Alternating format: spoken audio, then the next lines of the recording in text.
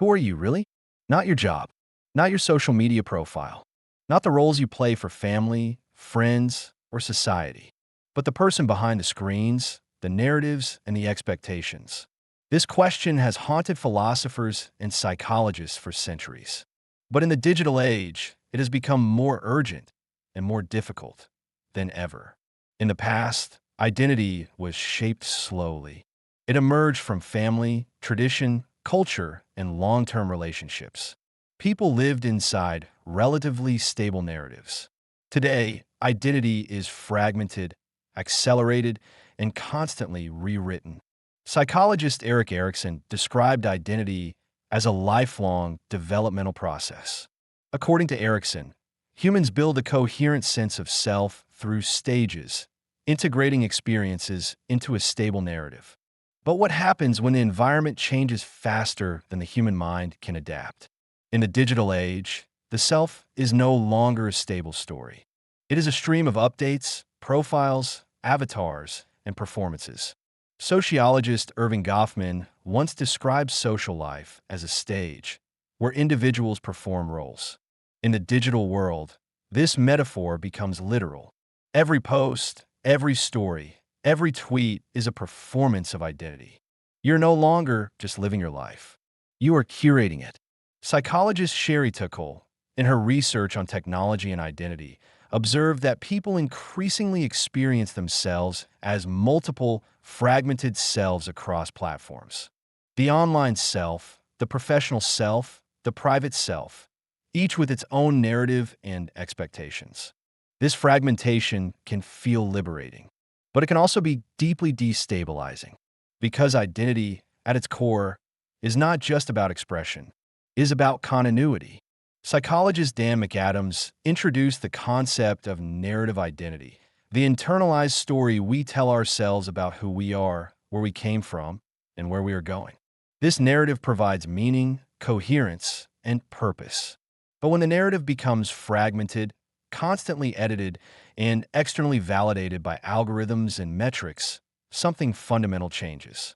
The question is no longer simply, who am I? It becomes, who am I allowed to be in this system? And perhaps more unsettling, who am I becoming without realizing it? You are not just shaping your identity. Your feed is shaping it for you. Every scroll, every recommendation, every notification, they are not neutral. They are architecture. Architecture of attention. Architecture of desire. Architecture of identity. Behavioral psychologist B.J. Fogg described how technology can systematically shape human behavior through design. He called it behavior design, a framework where motivation, ability, and triggers converge to guide actions. In the digital world, you are constantly triggered. Psychologist Daniel Kahneman distinguished between two systems of thinking. System 1 is fast, intuitive, emotional. System 2 is slow, deliberate, rational. Algorithms are built for System 1. They do not ask you who you want to be. They show you what will keep you engaged. And over time, what you engage with becomes who you are. Tristan Harris, a former Google design ethicist, warned that modern platforms are not just tools. They are attention extraction systems. Their goal is not your flourishing, but your engagement. This changes identity at a fundamental level. In the past, identity emerged from long-term experiences. Now, identity emerges from short-term stimuli loops. You are trained by your environment, but your environment is now programmable. The digital feed becomes a mirror, but not a truthful mirror. It reflects back what the system predicts will keep you scrolling. This creates what psychologists call algorithmic identity reinforcement. You see more of what you already reacted to. Your identity becomes narrower, more polarized, more predictable. You begin to think, this is who I am. But is it? Or is it who the system shaped you to be? Consider how quickly your interests change after prolonged exposure to certain content. Consider how your emotional tone shifts after hours online. Consider how your sense of self subtly adapts to digital feedback. Identity becomes data-driven. And when identity becomes data, it becomes controllable. The philosopher Marshall McLuhan famously said, "The medium is the message." In the digital age, the medium is not just the message. It is the self. Your identity is no longer formed in silence, reflection, or deep relationships. It is formed in real-time feedback loops. Likes, shares, comments, recommendations. These metrics become psychological mirrors. They tell you what is valued, and humans instinctively move toward value. Over time, you may stop asking, "Who do I want to be?" and start asking, "What version of me gets the most engagement?" This is the algorithmic self, a self optimized for visibility, not authenticity, a self shaped by prediction models, not introspection. And slowly, invisibly, the digital environment becomes a silent co-author of your identity story. You're not alone in writing who you are. The system is writing with you. You're not just one person. You are many. The person you are with friends, the person you are at work, the person you are online, the person you are alone with your thoughts. This has always been true. But in the digital age, this fragmentation has intensified. Swiss psychologist Carl Jung introduced the concept of the persona, the social mask we wear to navigate society. The persona is not fake. It is necessary. But Jung warned of a danger. When the persona becomes the self, the true inner identity is lost. In the digital world, the persona is no longer a simple social mask.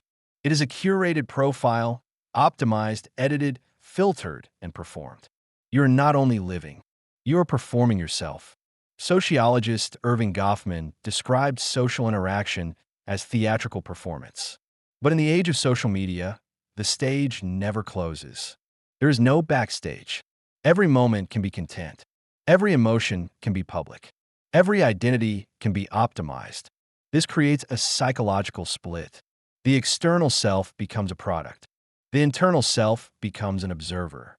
And slowly, the gap between them grows. Sociologist Zygmunt Bauman described modern identity as liquid, flexible, unstable, constantly changing. In digital environments, identity is not only liquid, it is algorithmically pressured to change. Trends shift, norms shift, expectations shift. So you shift. You adapt your opinions. You adapt your tone. You adapt your self-presentation. Not necessarily consciously, often subtly. Over time, identity becomes fragmented into versions.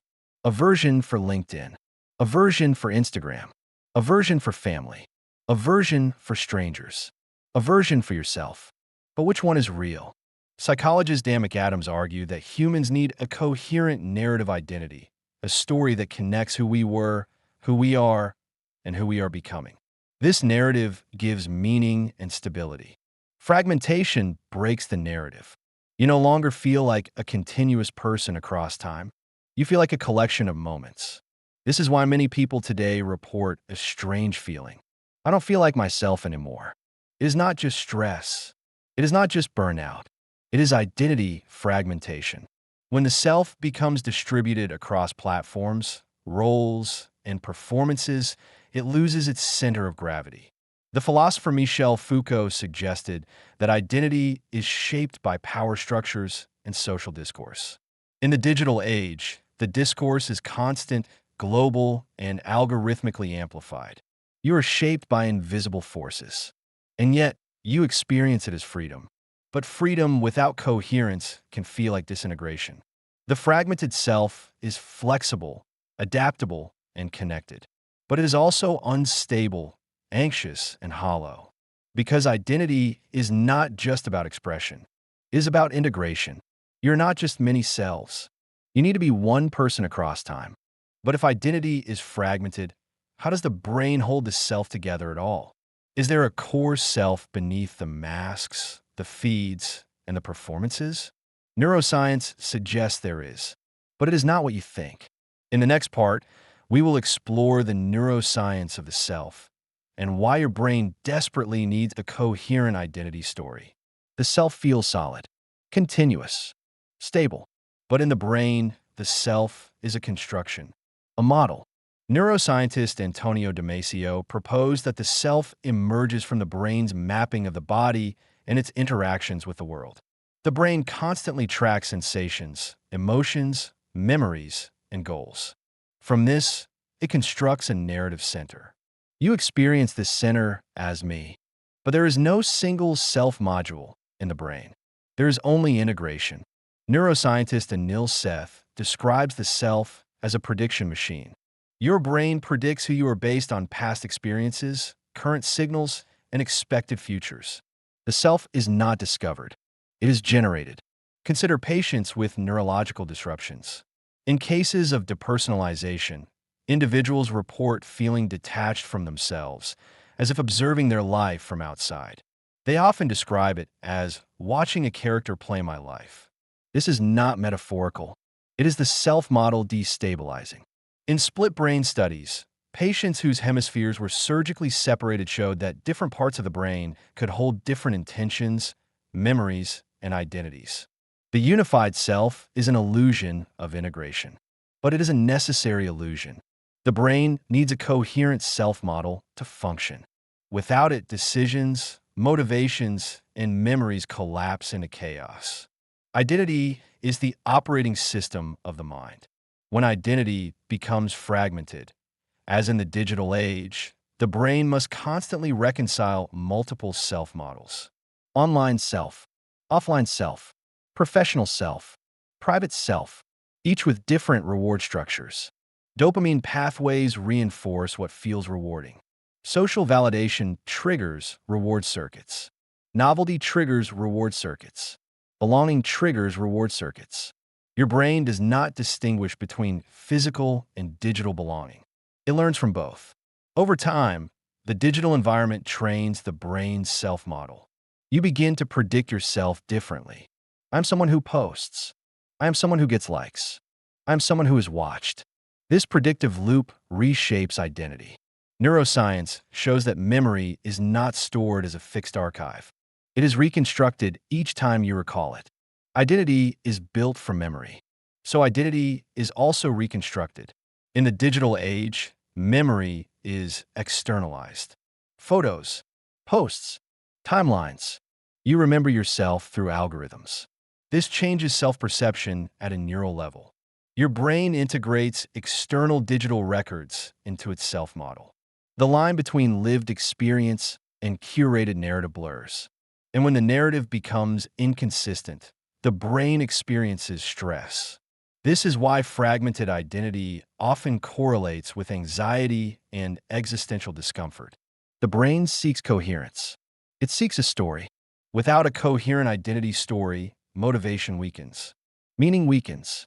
The sense of being someone across time weakens. But if the self is a model, if identity is constructed, who are you beneath the construction? Is there a core self, or only layers of predictions? Neuroscience suggests the self is both stable and fluid. Stable in structure, fluid in content. You're a story written by a biological system, but the author is influenced by the environment. In the digital age, the environment is engineered. This means the modern self is partially engineered. And this brings us to the deepest question. Not who you are, but what gives your identity meaning. Because identity without meaning collapses into emptiness.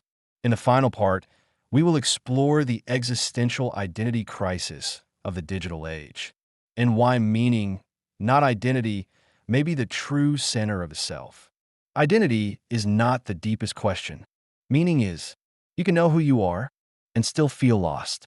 You can have a stable identity and still feel empty. Viktor Frankl, a psychiatrist who survived the Holocaust, observed that humans are not primarily driven by pleasure or power. They are driven by meaning. When meaning collapses, identity collapses with it. Frankl called this the existential vacuum, a state where life feels directionless, empty, and internally disconnected. In the digital age, many people do not lose identity. They lose meaning. They know who they are online. They know their roles, labels, and profiles, but they do not know why they exist. Philosopher Martin Heidegger argued that modern humans often live in inauthentic modes of being, absorbed in social expectations, routines, and distractions, avoiding deeper existential questions. In the digital world, distraction is infinite. The feed never ends. The content never ends. The identity performance never ends. But silence has disappeared, and silence is where meaning emerges. Contemporary philosopher Byung-Chul Han described modern society as a performance society where individuals are pressured to constantly optimize themselves, career, body, personality, presence. You're not just living. You are producing yourself. This creates a subtle, existential pressure. If I stop performing, do I still exist?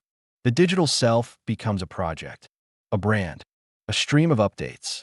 But meaning cannot be optimized like a profile. Meaning requires depth, continuity, a narrative that transcends metrics. When identity is built on external validation, the self becomes fragile. A drop in attention feels like a drop in existence. This is the modern identity crisis. Not confusion about who you are, but uncertainty about why you are. Imagine a future where your identity is fully mapped, your preferences predicted, your behavior optimized, your digital self more visible than your inner self. In such a world, who are you when the screens turn off? Who are you when no one is watching? Who are you when the algorithm is silent? Frankl believed that meaning is found through three paths: creation, experience, and attitude towards suffering. Not through optimization, not through visibility, not through performance. Meaning emerges when identity becomes a vehicle for something beyond itself. The digital age offers unprecedented freedom to shape identity. But freedom without meaning feels like floating in space. You can change who you are, but without meaning, every identity feels equally empty. This is why many people today feel a quiet existential tension, a sense that something essential is missing but difficult to name. It is not identity.